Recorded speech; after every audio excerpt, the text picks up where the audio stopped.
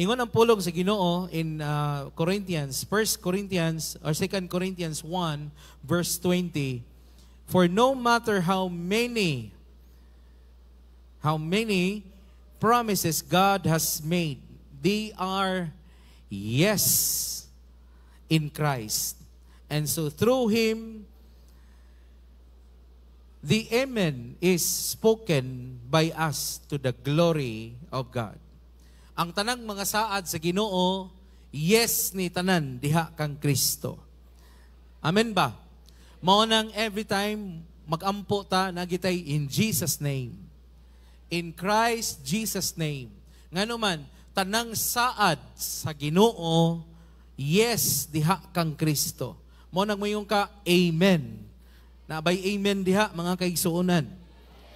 Ang word nga amen gitranslate na nga to sa Hebrew word nga ang kanang yes igsuon nahimo na siyang Hebrew word nga amen. Pag mayong kag amen, nag-agree ka nga ang will sa Ginoo mahitabo sa imuhang kinabuhi. Amen. Imong gidawat ang saad sa Ginoo sa imong kinabuhi. Amen. Ang tanan mo ingon og yes and amen. Amen. So atong mensahe karon, ang title ani, The Yes That Transforms. Ingna imong tupad, The Yes That Transforms. Kanang yes nga word, grabe daghana igsuon nga nausab ana.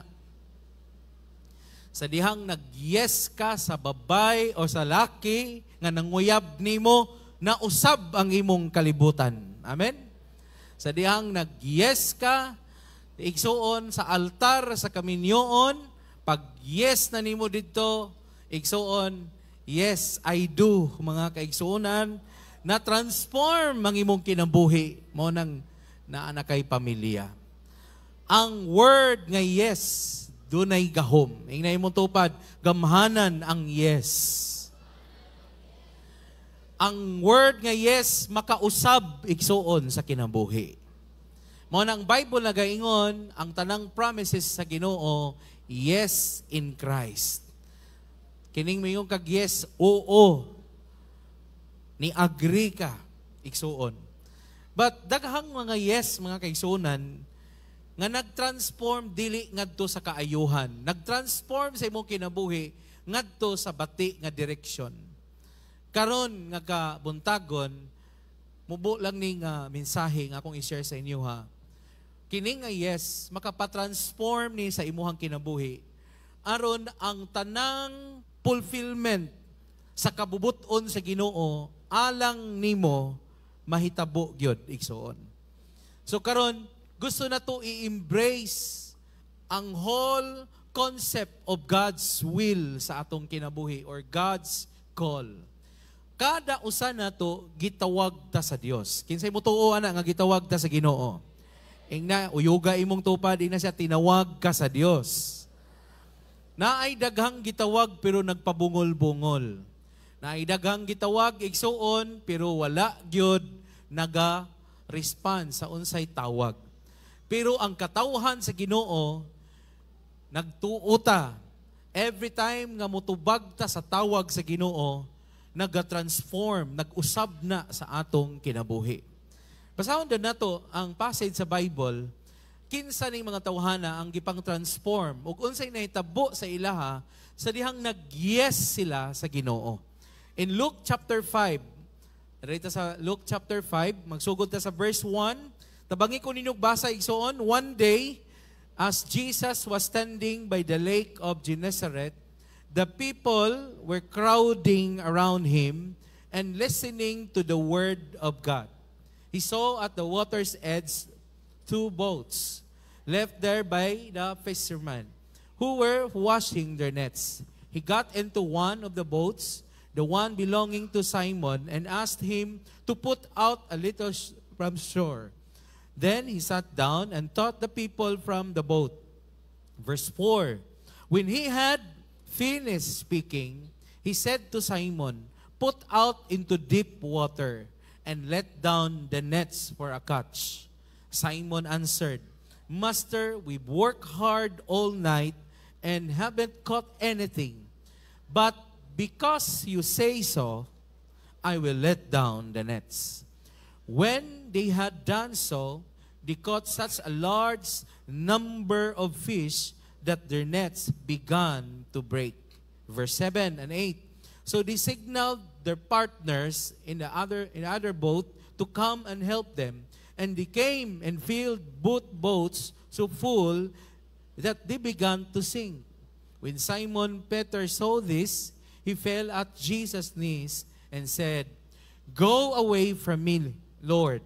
I am a sinful sinner." Verse 9 to 11.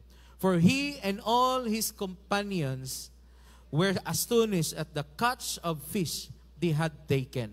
And so were James and John, the sons of Zebedee, Simon's partners. Then Jesus said to Simon, "Don't be afraid. From now on, you will fish for people." So they pulled their boats up on shore, left everything, and followed him. Hallelujah! Pakpakan na to ang pulong sa Ginoo. Doon ay pangutana, what happens when we surrender and say yes to God? Unsay mahitabo kung imong isurrender imong kinabuhi sa Ginoo ug moingon ka, "Yes, Lord."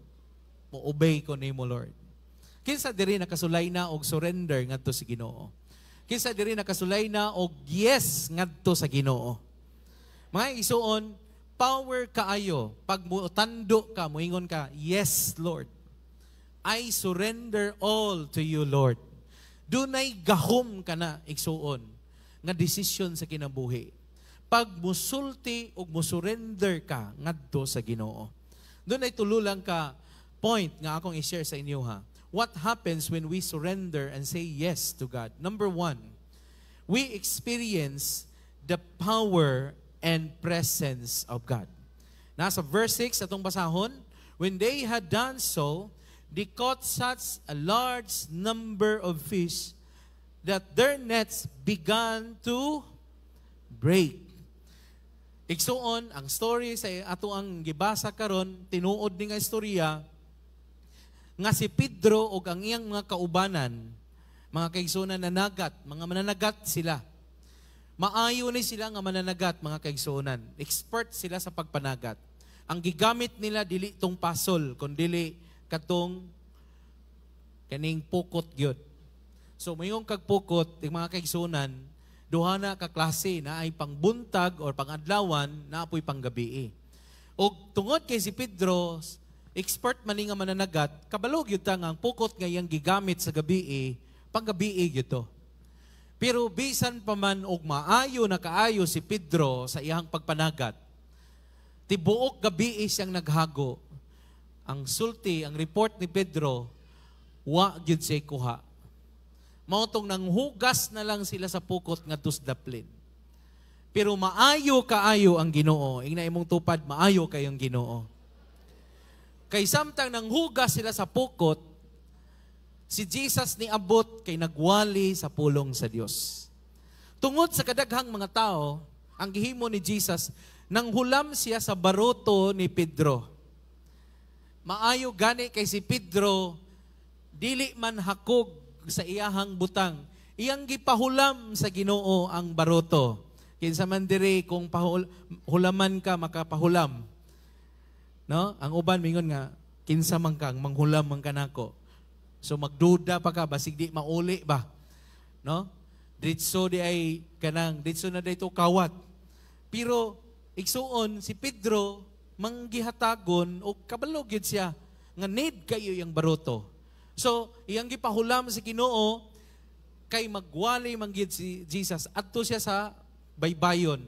Niya ang baybayon magod usa na siya sa venue nga kung naay iwali or nakaisulti, mag-amplify ang tingog kay part man na sa makakusog og tingog igsuon. So kung mo distansya gamay si Jesus, mas maklaro iyang tingog.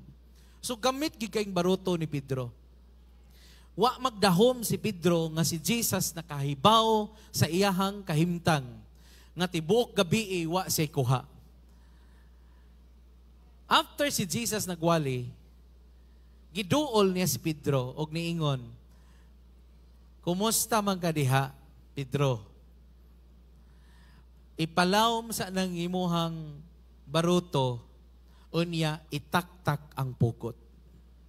Dali in taong nakatubag si Pedro, mga igsoon nga, "Lord, tibuok gabi ko nanagat. Wa gyoy kuha."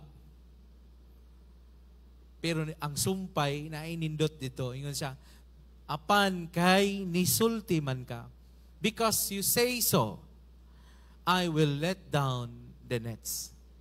Akong itaktak ang pukot tungod kay nisulti man ka, Ginoo. Mao to ang yes ni Peter sa word sa Ginoo, sa instruction sa Ginoo ngadto kaniya. Dunay dakong nahitabo. Pag-ingon ni Pedro nga, "Yes, I will let down the nets." Paghimo gyud ni Pedro, ana, isa lang katando igsuon, ang unang experience ni Pedro, mao ang gahom sa Dios. Every time day ka mag-yes, mutando ka sa instruction ni Lord, masinati nimo ang gahom sa Dios, ang milagro sa Ginoo nga mahitabo sa imuhang kinabuhi. Amen? So, sa verse 6, imo makita diha, when they had done so, they caught such a large number of fish that their nets began to break. Hapit nang magisi ang pukot ni Pedro. Diin matugikan nga mga isda igsuon nga tibok gabi silang nanagat, wa man giisda nga nisulod. Bisag kadto na lang untang kuan butiti. Why nisulod? Pero sa dihang ni obey ni yes si Peter sa tingog sa Ginoo, na isinati ni Pedro ang kahibulungan nga gahom sa Ginoo, nga ang pukot igsuon hapit nang maggisi tungod sa kadaghan sa isda. Atong padayonog basa sa verse 7. So they signaled their partners in the other boat to come and help them. And they came and filled both boats so full that they began to sink. Grabe nga milagro. Kay nangayog tabang si Pedro.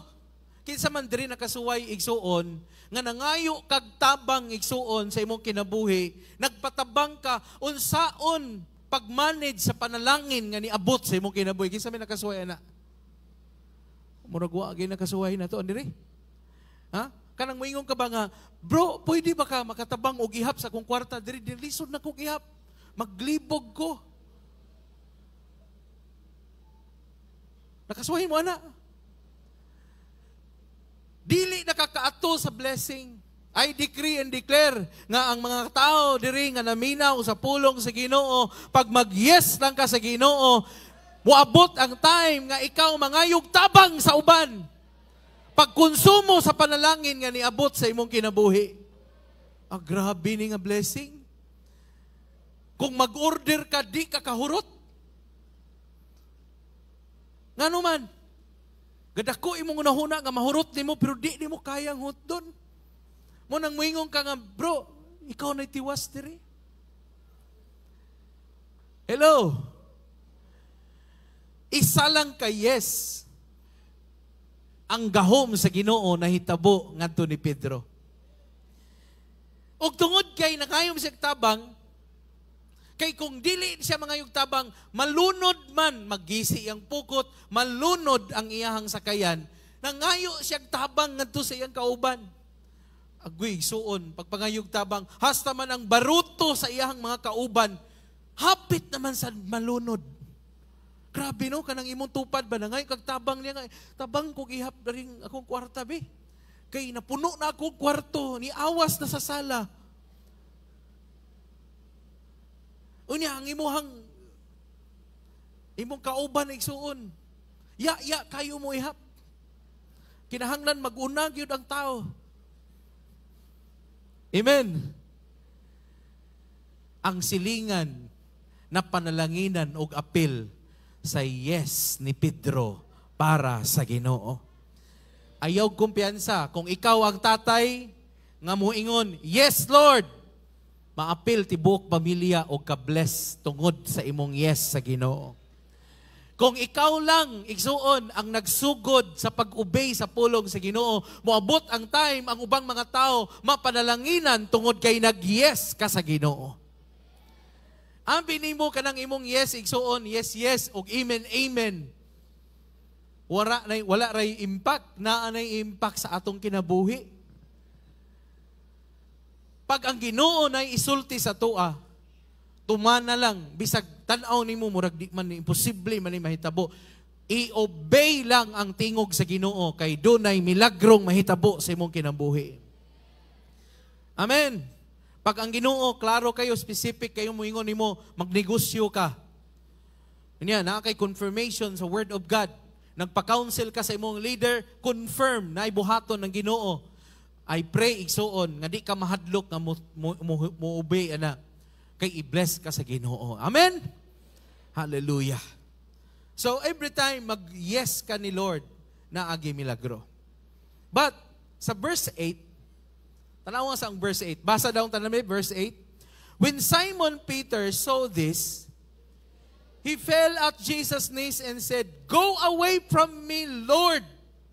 I am a sinful man." Ang binatog si Pedro igsuon, mabisi na siya inihapay sa isda. Ang binatog si Pedro igsuon, mabisi na siya sugba dito sa kilid. Sutukil, sugba tuwa kilaw. Ang binatog si Pedro igsuon, mabisi nagpamaligya sa isda. Kay mag-display na si Pedro ngadto sa iyahang merkado. Unya, bisag Domingo apilon pagyud ni Pedro. Walay time para sa Ginoo. Abi natog si Pedro sa diyang moabot ang milagro sa panalangin. Si Pedro mga igsuon, dili na makapasalamat o di na makaluhod sa Ginoo. Ang imong nakita sa storya, si Pedro wa mahangol sa blessing. Si Pedro wala na attract sa blessing. Hinuon si Pedro, niluhod siya at ubangan sa Ginoo. Og niila siya, Lord, ikaw man eh. Makasasala man ko, Lord. Palayo na ko. Di ko takos nga mo dawat ani nga blessing. Di ko takos nga imong panalanginan og sama ani Ginoo. Palayo na ko, Lord, kay di ko angayan ani. Unsay gibati ni Pedro? Duha ka butang na experience si Pedro. He experienced the power of God and the presence of God. Akong pag-ampo igsuon nga dili ra ta kutob sa gahom sa Ginoo sa milagro nga level. Nga sa diyang giayo ka sa imong sakit ug balatian, perti nimong dasiga, perti nimong daig sa Ginoo, nagtestify ka nga maayo ang Ginoo. Pero after sa tanan nga mga maayong butang na hitabo sa imong kinabuhi, wala nakaka-acknowledge ug wala nakamukuyog ni Jesus. Kaya ang pinaka-importanting experience sa atong kinabuhi, dili lang ang milagro, kundi ang presensya sa Ginoo nga makikuyog nato. Amen ba mga anak sa Ginoo? Namanggoy ubang mga tao, pero dili na imong tupad. Nga muanri rag simbahan, muduol lang og Ginoo kay naay panginahanglan. Og sa dihang tagbuon ng yang panginahanglan, nakalimot na sa naghatag sa panginahanglan. Dili na mao ang imong atubangan og loyo. Amen. Dili na siya. Naata diri sa atong church tungod kay gusto tang mosinati sa iyang gahom. Gamhanan ang Ginoo nga atong gialagaran. Muayo sa sakit ug balatian, mupanalangin nato sa ato ang financial nga bahin. Maghatag siya breakthrough sa atong kinabuhi. Ihang i-bless ang ato ang pamilya, atong relasyon. But labaw anang tanan ang Ginoo, ang iyang presensya, mo'y atong kalipay, mo'y atong katagbawan, mo'y atong kalinaw, ang iyang presensya maogyod ang atong gipangandoy. Og always ta mo align ngadto sa iyang kabubuton nga moingon ta, Lord, nindot ni nga blessing, Lord, pero di ko gusto, Ginoo, nga daghan kog blessing, pero ang akong kinabuhi sa imong atubangan sa lawayon og dili acceptable. Ang pinaka-importanting butang igsuon, dili lang ang power, but also the presence of God. Mangutahan ko ninyo, kinsa diri gusto mo sinati og milagro og presensya sa Ginoo sa imong kinabuhi? Don't just focus on miracles, but on God, the miracle worker. Ayaw lang sigig focus sa panalangin. Ayaw lang sigig pangayo aning mga butanga. Hunahuna apod ug maayo. Lord, kay di ta ganahan mangayo isuon og labaw sa atong kapasidad. Diha mo kami nigsuon nga manong mo honor man ta sa Ginoo through sa atong financial nga aspect. Kay kung i-bless ta sa Ginoo financially, nganong i-honor man nato si Lord through sa atong first fruit, sa atong tithing, and even sa ato ang mga love offering. Kay ngano man, wala ta nag-apas sa blessing, kundili nag-apas ta sa blesser, kadtong tighatag nimog panalangin.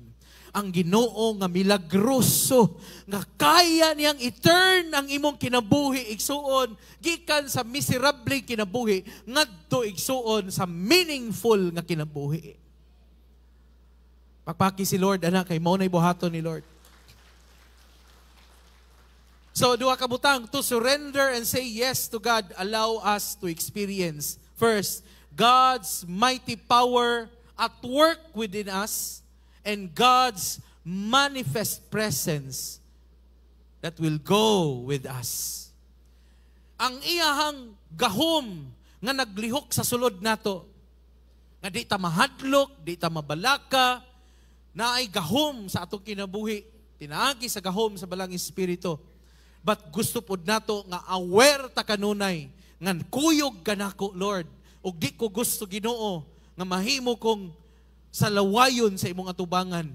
Sama ni Pedro, iyang gipaubos iyang kaugalingon, Lord, koreksyon niko.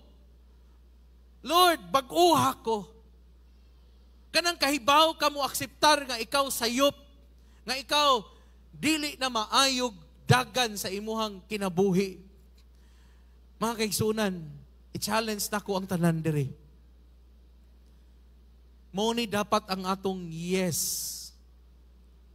Pag muingon kay yes, Lord, ini-go through ni mo sa problema, testing, mga pagsulay sa kinabuhi, nga grabe ka dako nga pagsulay, di ka magreklamo at ubangan sa Ginoo. Nganong nahitabo man ni Lord? Imong i-embrace ang call sa Ginoo, ang will ni Lord. Nga Ginoo, willing ko, Ginoo, mo survive. Willing ko, Lord, nga mo go through ani nga process. Ang importante, Lord, tagai lang ko gahom. Nga kaya nako ni.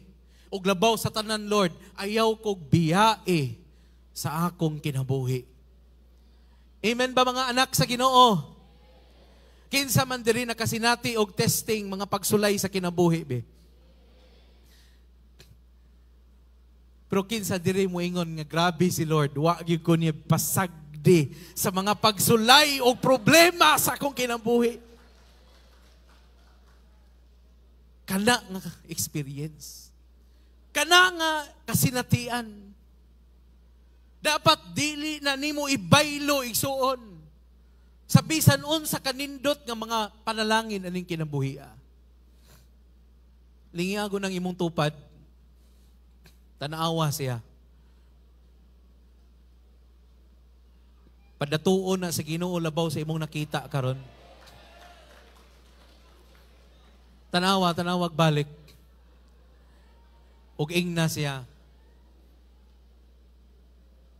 Hinaot di ka mausab kung i-bless ka sa Ginoo.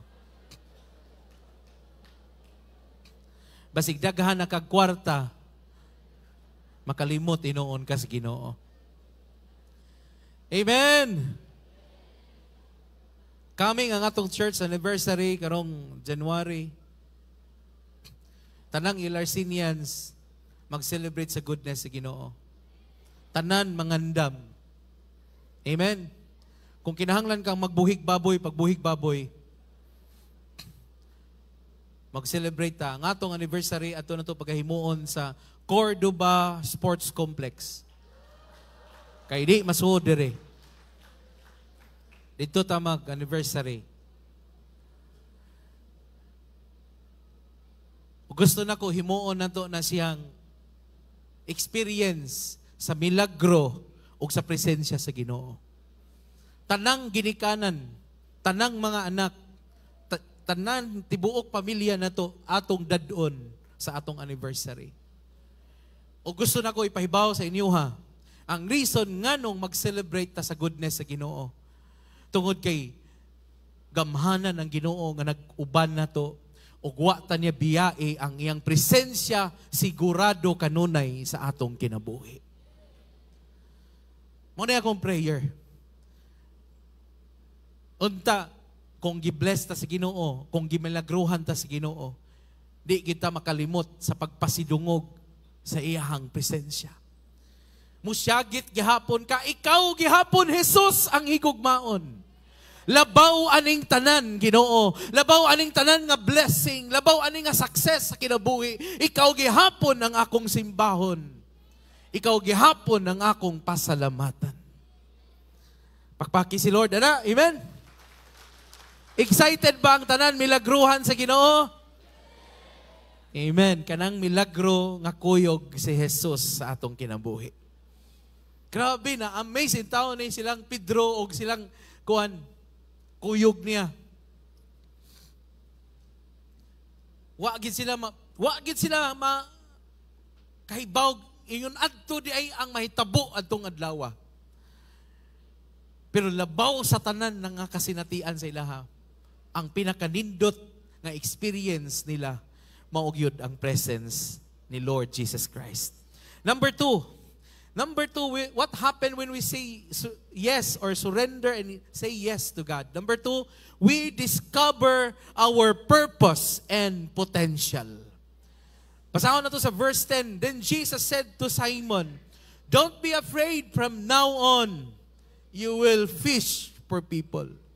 Noon sa man si Pedro, sa diyang gibless siya maayo, gitagaan na siya sa tanan, puno na gug kaayo iyang pukot ug ang iyang baruto. Gikulbaan man noon si Pedro. Ni kaingon si Pedro, unsa ka nino? Nganong nahitabo man ni sa kuha? Nahadlok murag naay kabalaka. Ngano man kay kahibaw ta igsuon. Kining mga butang nga atong madawat aning kalibutan na lumalabay ra man gyud. Ang problema ni Pedro, unsaon pagkonsumo sa panalangin. Bisag magbuwad pa siya, magginamos pa siya, magtinabal, magprito, maginununan, tanan niyang buhaton igsoon, maglisod na gyud siya konsumo to. Kining panalangin igsuon, maayo ra ni sawa. Pero naan na pod. Nga dako imong unahuna nga magsud-an kag litson. Pero di man day kakahurot. Gikulbaan si Pedro. Nay yung mga tao igsuon nga naa na ka sa point nga perting nindutan ang imong journey pero kulbaan ka usahay ba? Imuhang negosyo, imong trabaho, nanakay nadungog, nanaktak nagsugod. Ang Ginoo ni ingon ngadto ni Simon Peter, niingon siya, ayaw kahadlok dro. Kay gikan karon managat ka og tao. This is the purpose and the leadership potential nga naa ni Pedro. Ingna imong tupad, naa kay purpose, ug naa kay pulos. Mapuslanon ang imong kinabuhi. Amen? Ang purpose day igsuon nganong i-bless ta sa Ginoo.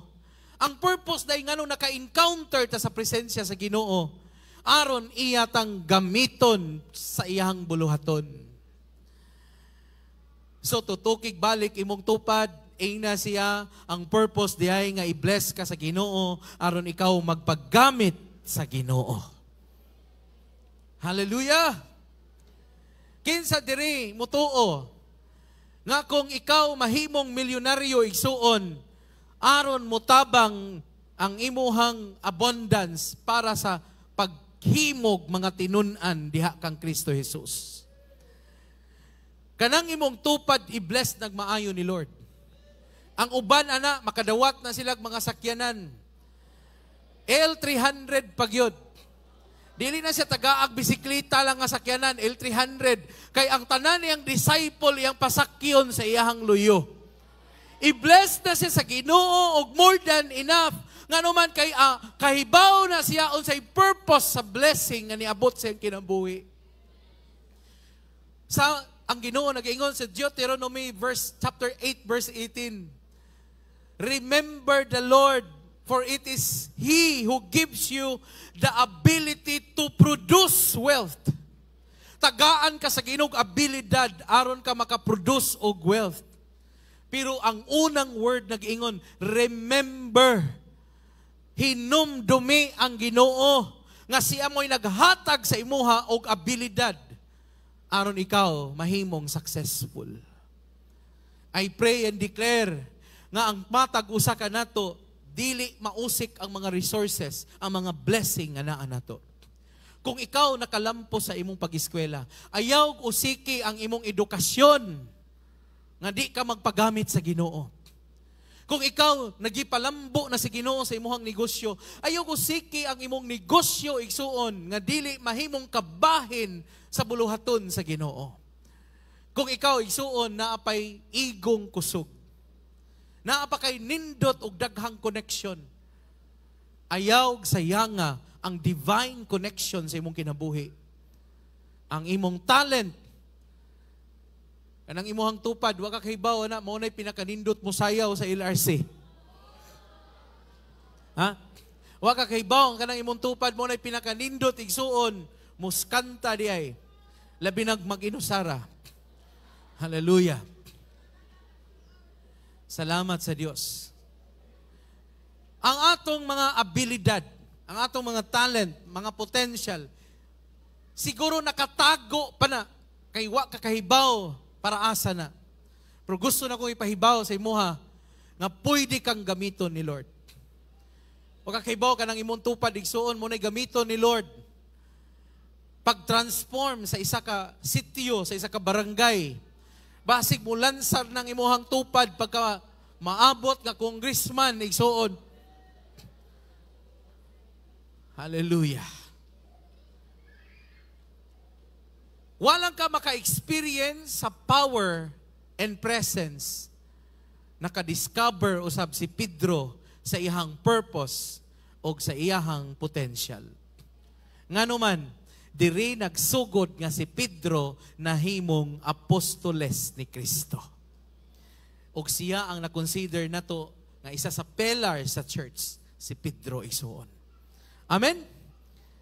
Mo na nga, ayaw ka kumpiyansa ng imuhang tupad.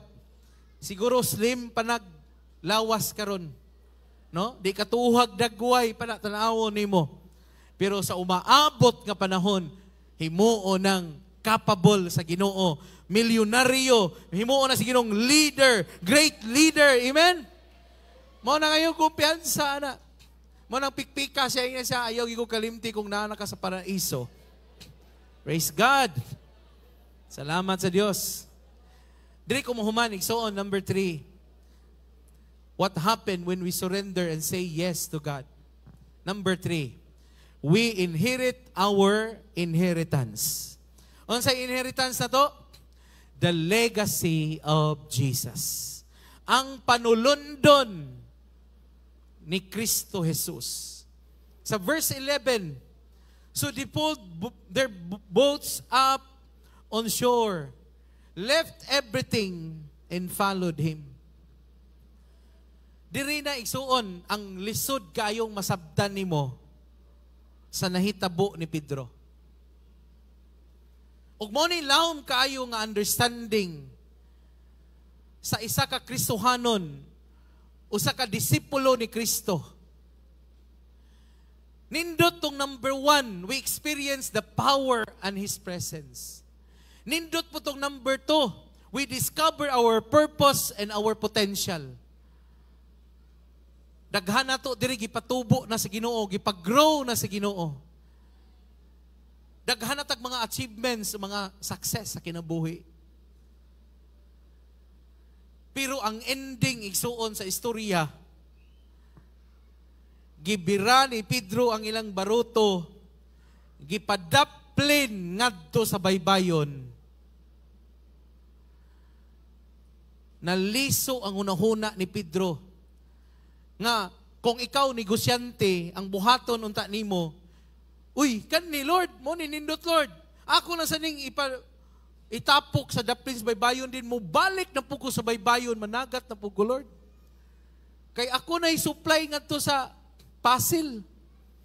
Ako na i-supply nga to sa merkado. Abi ni mo ingon ana ang istorya ni Pedro. Baliktad man.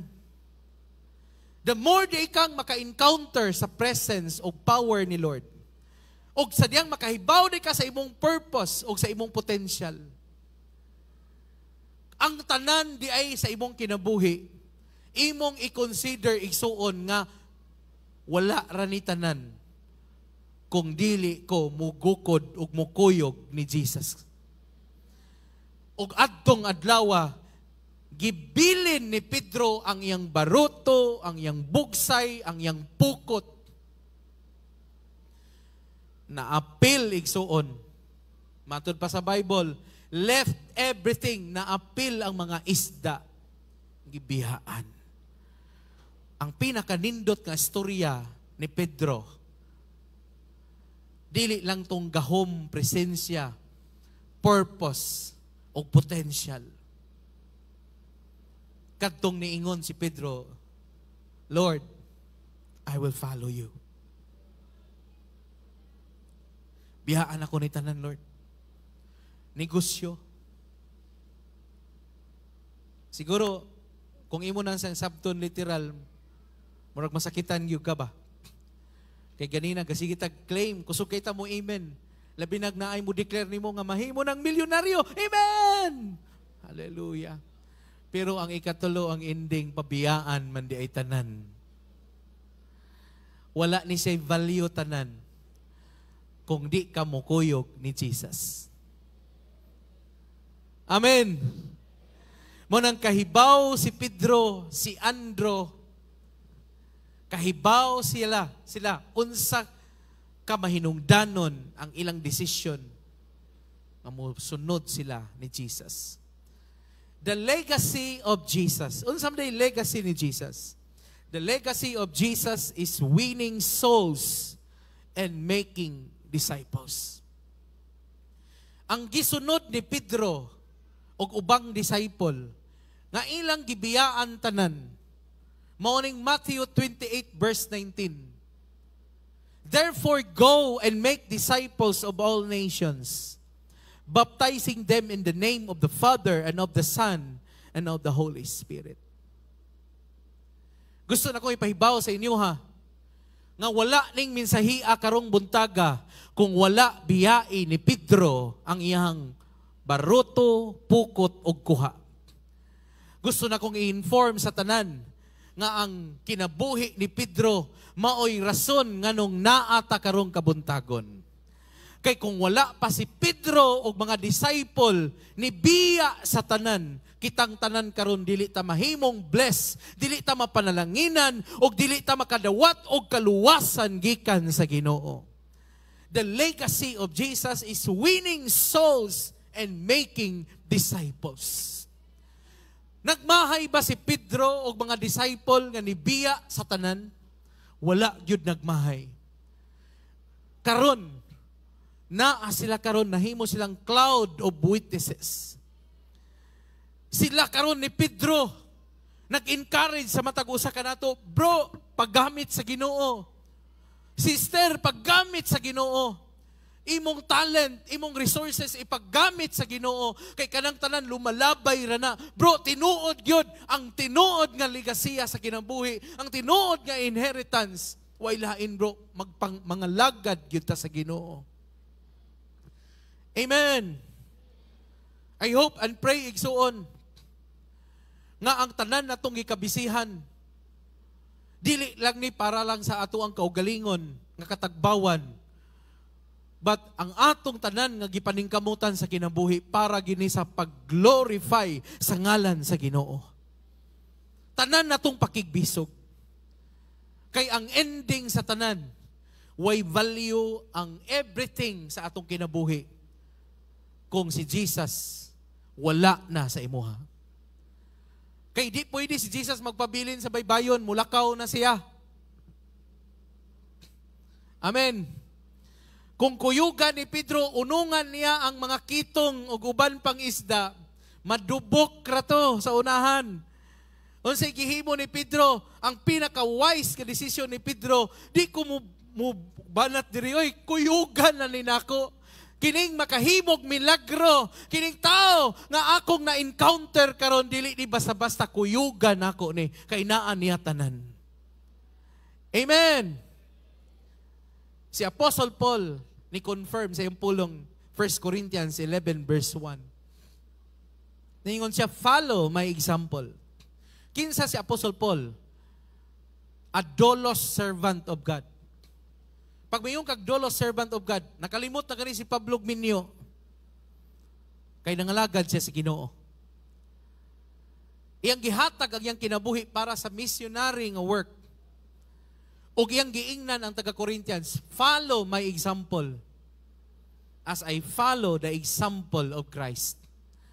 Musulti ko ninyong tanan karon nga kabuntagon, nga kitang tanan naa diri, puro ta missionary sa atong generation, sa atong panahon.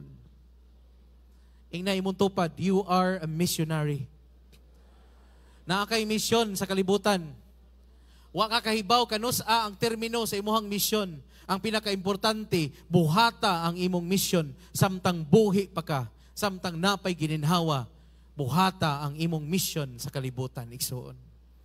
Our first mission is to bring all the members of our family, igsoon, para mubalik na sa Ginoo. Ikaduha, ang mga tao sa atong palibot, ato silang pailhon sa gugma o kaayo sa Ginoo. Kitang tanan mga lagad ni Jesus. Kining tulo kabutang, palihog na lang kong flash diha. We experience the power and presence of God. We discover our purpose, our potential, and we inherit our inheritance. Dili ni yuta, dili kwarta ang tinuod nga inheritance. Ang ligasiya ni Hesukristo nga daghang mga tinun-an ug makabig nga mga tao balik sa tiilan sa Ginoo. O kanang imuhang blessing nga nadawat gikan sa Ginoo, gamito nato na para sa misyon o trabaho nga gipiyal ni Jesus sa atong kinabuhi.